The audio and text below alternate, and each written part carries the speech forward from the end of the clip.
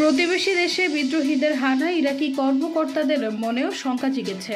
হায়াত তাহরির আল শামের নেতৃত্বাধীন বিদ্রোহীদের আটকাতে পারছে না সিরিয়ার সামরিক বাহিনী। একের পর এক শহরের দখলে নিচ্ছে তারা। রাশিয়া এবং সিরিয়ান বিমান বাহিনীর যৌথ প্রতিরোধও টিকেনি বিদ্রোহীদের প্রতি এবং সংকল্পের সামনে। সিরীয় সেনারা প্রতিরোধ তো দূরের কথা, অনেকটা প্রাণ নিয়ে পালিয়েছে বলা যায়। সিরিয়ায় অবস্থানরত রুশ সেনারাও তেমন কিছু করতে পারছে না।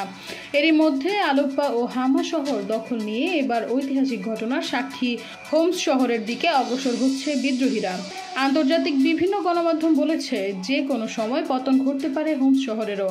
এমন পরিস্থিতিতে কি করা উচিত তা বুঝতে পারছে না রাশিয়া, ইরান, তুরস্ক বা ইরাক। তবে প্রতিবেশী দেশ হওয়ায় ইরাকি কর্মকর্তারা বেশি ভয়ে আছেন, বিশেষ করে বিদ্রোহীদের নজর সিরিয়ার পর ইরাকের দিকেও পড়তে পারে এমন আশঙ্কায় আগে থেকেই প্রস্তুতি নিচ্ছে ইরাক।